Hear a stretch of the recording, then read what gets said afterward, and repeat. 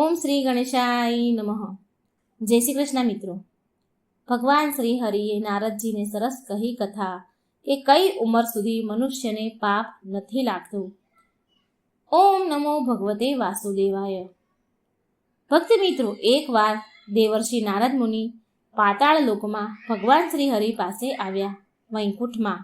તો નારદ મુનિ ભગવાન શ્રી હરિને પ્રણામ કરે છે અને કહે છે, હે પ્રભુ, હે શ્રી હરિ, મેં આજે કળિયુગમાં જોયું કે પાપ તેની સીમા સમય પહેલા વધારી રહ્યો છે. મનુષ્યના નાના નાના બાળકો પણ અત્યંત ક્રૂર બનતા જાય છે. હું એ જાણવા માંગુ છું પ્રભુ કે અંતે કઈ આયુ સુધી મનુષ્યના પાપ માફ થઈ શકે છે, માફ કરી દેવામાં આવે છે? તો ભગવાન શ્રી હરિ કહે છે કે હે નારદજી, તમે કળિયુગના માનવી માટે કલ્યાણ હેતુ મહત્વપૂર્ણ પ્રશ્ન પૂછ્યો છે. આ વાત સત્ય છે કે કોઈ પણ પ્રાણી દ્વારા કરવામાં આવેલા અપરાધોને એની એક નક્કી કરેલી આયુ સુધી સ્વયં મૃત્યુના દેવતા યમરાજ ક્ષમા કરી દે છે. ધર્મશાસ્ત્ર અનુસાર જ્યાં સુધી પ્રાણીનું બાળક બાલિક હોય ત્યાં સુધી તેના અપરાધ ક્ષમા થાય છે. હે દેવર્ષિ નારદ, આ વિષય પર હું તમને એક કથા સંભળાવું છું, જેનાથી તમને તમારા પ્રશ્નનો ઉત્તર મળશે. અને આ કથાને તમે ધ્યાનથી સાંભળજો અને મનુષ્યના કલ્યાણ માટે આ કથાનો પ્રચાર પણ કરજો. પછી ભગવાન શ્રી હરિએ કથા સંભળાવવાનું શરૂ કર્યું કે હે નારદ, એક દિવસની વાત છે. માંડવ્ય પૌરાણિક કાળના મહાન ઋષિ એક હતા, જેના શ્રાપના કારણથી સ્વયં યમરાજાને પણ ધરતી પર મનુષ્યના રૂપમાં અવતાર લેવો પડ્યો હતો. આમ તો યમરાજા સર્વ મનુષ્ય જાતિને સમસ્ત પ્રાણીઓના કર્મોના આધારે ન્યાય કરે છે, તેમના ધર્મરાજ કહે છે આપણે. પરંતુ તેમણે અજાણતા જ માંડવ્ય ઋષિ સાથે અન્યાય કરી દીધો, તો એનો દંડ યમરાજાને પણ ભોગવવો જ પડ્યો. મહર્ષિ માંડવ્ય ભાર્ગવ વંશના ઋષિ હતા અને એમનું એક નામ અણિ માંડવ્ય પણ કહેવાયું છે. એ મહર્ષિ માતંગ અને દિતામંગલિકાના પુત્ર હતા. તેમણે અલ્પ આયુમાં જ બહુ બધી સિદ્ધિઓ મેળવી લીધી હતી અને મહાન ઋષિમાં સન્માનિત થયા હતા. ઋષિ માંડવ્યને એક વ્રત હતું કે સંધ્યાકાળના સમયે, તપના સમયે એ મૌન વ્રત ધારણ કરી રાખતા હતા. એક દિવસ અમુક લૂંટેરાઓ બહુ બધું ધન સામાન ચોરી કરીને રાજાના મહેલમાંથી ચોરી કરીને ભાગી રહ્યા હતા. તો તે લૂંટેરાઓ પાછળ ઘણા રાજકીય એટલે કે રાજાના સૈનિકો પડ્યા એને પકડવા માટે. એટલે સૈનિકોથી બચવા માટે લૂંટેરાઓ ભાગીને માંડવ્ય ઋષિના આશ્રમમાં પહોંચી ગયા. તે લૂંટેરાઓ ચોરી કરેલું ધન ઋષિઓના આશ્રમમાં મૂકી દીધું. આશ્રમની અંદર ગયા અને આશ્રમમાં મૂક્યું. અને ઋષિઓના શિષ્યોને એવું કહેવા લાગ્યા કે અમે વેપારીઓ છીએ અને આજના દિવસ માટે અમે અમારો સામાન તમારા આશ્રમમાં મૂકવા માંગીએ છીએ. કૃપા કરી તમે મારી સહાયતા કરો અને આ બધો સામાન કાલે સવારે આવીને અમે પાછો લઈ જઈશું. આટલું કહીને અમુક લૂંટેરાઓ ત્યાંથી ચાલ્યા ગયા, ત્યાં સામાન મૂક્યો અને ત્યાંથી આગળ ચાલ્યા ગયા. અને થોડા લૂંટેરાઓ ત્યાં જ ઊભા હતા. થોડી વાર થઈ તો રાજાના સૈનિકો માંડવ્ય ઋષિના આશ્રમે પહોંચ્યા અને તે તપસ્યા કરતા હતા માંડવ્ય ઋષિ. અને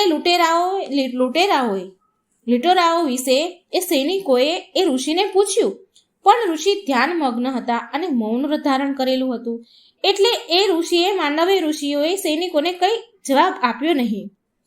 સૈનિકો આશ્રમની અંદર ગયા તો સૈનિકોને આશ્રમમાં અમુક લૂંટેરાઓ અને ચોરી કરેલો સામાન ત્યાં સાથે મળી આવ્યો.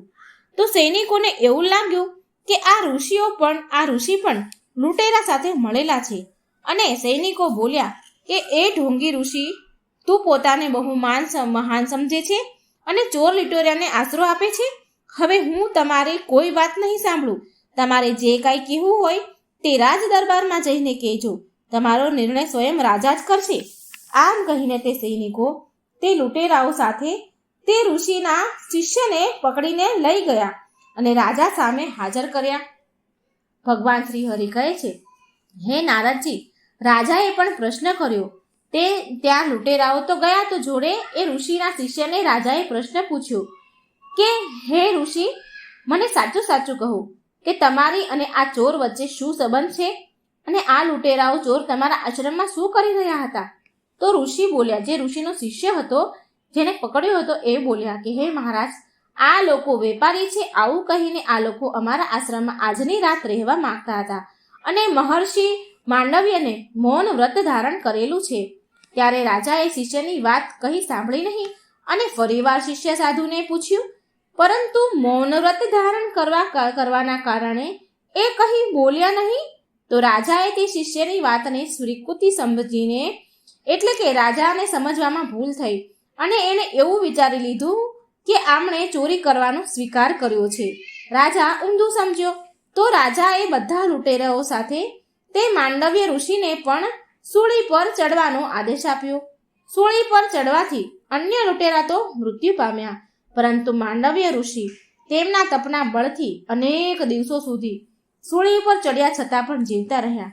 કંઈ ખાધા પીધા વગર જીવતા રહ્યા.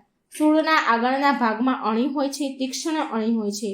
તે સૂળી માંડવ્યની ઋષિની આર પાર, એટલે કે નીચેથી ઉપર સુધી માથા ઉપર નીકળી હતી. અણી તેમના માથા ઉપર અણી નીકળી હતી. એટલે એવી રીતે એ સૂળીને વિંધાયેલા હોવા છતાં સૂળીથી એના તપોબળથી ભૂખ્યા તરસ્યા એ ઋષિ જીવતા રહ્યા. એમને એ મર્યા નહીં. પછી જ્યારે એ રાજાને ખબર પડી કે આટલા બધા તપસ્વી સાધુ છે, આ સૂળીમાં ચડાવ્યા છે અને છતાં પણ જીવિત છે, તો એ ચમત્કાર જોઈને તે રાજા દોડતા દોડતા એ ઋષિ પાસે ઉઘાડા પગે દોડતા આવ્યા અને તેમને સૂળી પરથી નીચે ઉતાર્યા. તે રાજાએ મહર્ષિથી વારંવાર ક્ષમા માંગી. માંડવ્ય ઋષિએ એમ વિચાર કરીને માફ કરી દીધા કે રાજાએ તો પરિસ્થિતિના અનુસાર ન્યાય કર્યો છે અને તે ત્યાંથી ચૂપચાપ ચાલ્યા ગયા. પણ તેમના મનમાં એક વાત ખટકતી હતી કે તેમણે ક્યારેય કોઈ પાપ નથી કર્યું, તો પણ કયા કારણથી મને આવો દંડ મળ્યો? આનું કારણ જાણવા માટે ઋષિ માંડવ્ય એના તપોબળથી યમપુરી જઈ પહોંચ્યા અને ત્યાં એમનું યમરાજાએ સ્વાગત કર્યું. માંડવ્ય ઋષિએ યમરાજાને પૂછ્યું કે હે ધર્મરાજ, મને એ યાદ નથી કે મેં ક્યારેય કોઈ અપરાધ કર્યું હોય, તો પછી મારે કયા પાપના કારણથી આવો દંડ ભોગવવો પડ્યો? મારી ઈચ્છા હોવા છતાં પણ મને મૃત્યુ પ્રાપ્ત ન થઈ? તો યમરાજા બોલ્યા કે હે ઋષિવર, તમે બાળપણમાં તમે પતંગિયાની પાંખોને સોયથી વીંધી નાખી હતી. તમે પતંગિયાના પૃષ્ઠભાગમાં સોય વગાડી હતી, સોય ભરાવી હતી. તો ત્યારે તમે તેને માર્યો તો નહોતું, તે મર્યું તો ન હતું, પણ તેને મૃત્યુ કરતાં પણ વધારે યાતના, વધારે પીડા તમે આપી હતી, જેના કારણે તમારે આજે દંડ ભોગવવો પડ્યો હતો. જે પ્રકારથી નાના એવા પુણ્યના કારણે બહુ મોટું ફળ મળી જાય છે ને, તો એ જ પ્રકારે નાના એવા પાપના કારણે ઘણું વધારે એનું ફળ મળે છે. પાપનું પણ ઘણું વધારે એની કષ્ટ પીડા મળી જાય છે. આ સાંભળીને માંડવ્ય ઋષિ યમરાજાને પૂછે છે કે આ અપરાધ મેં કઈ આયુમાં કર્યું હતું, કેટલી ઉંમર હતી ત્યારે મારી? ત્યારે યમરાજાએ કહ્યું કે તમે એ અપરાધ 12 વર્ષની ઉંમરમાં કર્યું હતું.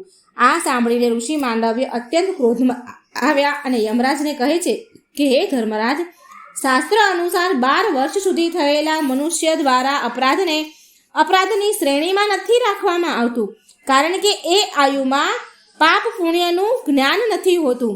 પરંતુ તમે મારા બાળપણમાં કરેલા અપરાધના કારણે મને આટલો મોટો દંડ આપ્યો. માટે હે ધર્મરાજ, મારા તપોબળના આધારે હું તમને શ્રાપ આપું છું કે તમે મનુષ્ય યોનિમાં એક શુદ્ર વર્ણમાં એક દાસીના ગર્ભમાંથી જન્મ લેશો. ત્યારે યમરાજાએ ઋષિ માંડવ્યને પ્રાર્થના કરી. તો ઋષિએ કહ્યું કે યમરાજાએ મનુષ્યના જન્મમાં આખા સંસારમાં પ્રસિદ્ધ થશે. તેના અનુસાર માંડવ્ય ઋષિએ આ મર્યાદા યુગો અનુસાર ઓછી થવાનું બતાવ્યું છે. મિત્રો, ભગવાન શ્રી હરિ કહે છે, હે નારદ, જેવી રીતે કળિયુગનો અંતિમ કાળ નજીક આવશે ત્યારે મનુષ્યની આયુ માત્ર 20 વર્ષની હશે અને 2 વર્ષથી વધારે આયુના બાળકોને એ સમયે તેના દ્વારા કરેલા પાપની સજા ભોગવવી પડશે. આ માંડવ્ય ઋષિના શ્રાપના કારણે ધર્મરાજા દ્વાપર યુગમાં મહર્ષિ વેદવ્યાસની કૃપાથી અંબાની દાસી પારશ્રમીના ગર્ભથી વિદુરના રૂપમાં જન્મ્યા હતા. એ એમના કાળના મહાન રાજનીતિક હતા. હસ્તિનાપુરના મહામંત્રી બન્યા. મિત્રો, ભગવાન શ્રી હરિ કહે છે કે દેવર્ષિ, તમારા બીજા પ્રશ્નનો જવાબ એ છે કે આજના સમયમાં માત્ર 5 વર્ષની આયુમાં બાળક ક્ષમા કરવા યોગ્ય છે.